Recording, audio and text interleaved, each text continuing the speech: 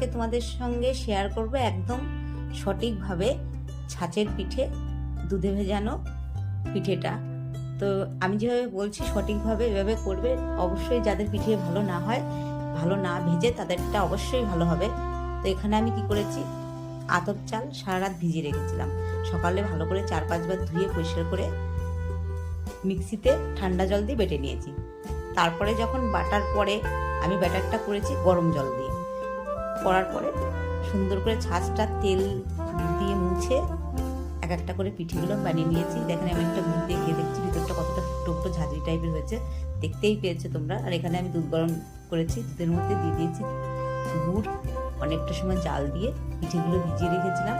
আর এখন দেখেন পিঠেগুলো এত সুন্দর হয়েছে, ভিতরটা একদম সফট নরম, মুখে দিতেই